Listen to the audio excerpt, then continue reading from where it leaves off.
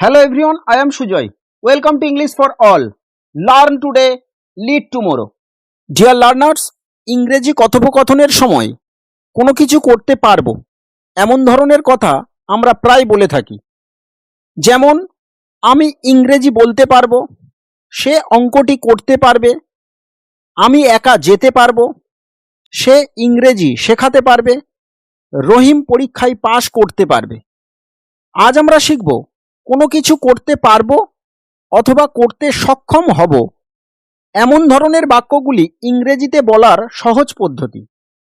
কোনো কিছু করতে পারবো অথবা করতে সক্ষম হব এর জন্য ব্যবহার করব উইল বি এবল টু। তাহলে এমন ধরনের সেন্টেন্সগুলি গঠন করার জন্য সম্পূর্ণ সেন্টেন্স স্ট্রাকচারটি হবে, প্রথমে সাবজেক্ট বসবে, তারপরে উইল বি এবল টু বসবে, তারপরে ভার্বের ফার্স্ট ফর্ম বসবে, তারপরে আদার্স ওয়ার্ডগুলি বসবে। চলুন সেন্টেন্স স্ট্রাকচারটি ভালোভাবে বুঝে নিই উদাহরণের মাধ্যমে। তার আগে এই চ্যানেলের সকল ফ্যামিলি মেম্বারদের স্পেশাল থ্যাঙ্কস। আর আপনারা যারা এখনো এই চ্যানেলটি সাবস্ক্রাইব করেননি অবশ্যই চ্যানেলটি সাবস্ক্রাইব করুন আর পাশে থাকা বেল নোটিফিকেশনটি অন করুন সবার আগে আপডেট পেতে। আমি ইংরেজি বলতে পারবো, I will be able to speak English. যদি বলা হয় আমি ইংরেজি বলতে পারবো না, I won't be able to speak English. কোনো কিছু করতে পারবো না বোঝাতে সাবজেক্টের পর উইল নট অথবা ওন্ট বি এবল টু বসাতে হবে। এই বাক্যে পারবো না কথাটি আছে, তাই সাবজেক্ট আয়ের পর ওন্ট বি এবল টু বসানো হয়েছে। সে অঙ্কটি করতে পারবে, he will be able to do the sum. আমি একা যেতে পারবো না, I won't be able to go alone. সে ইংরেজি শেখাতে পারবে, he will be able to teach English.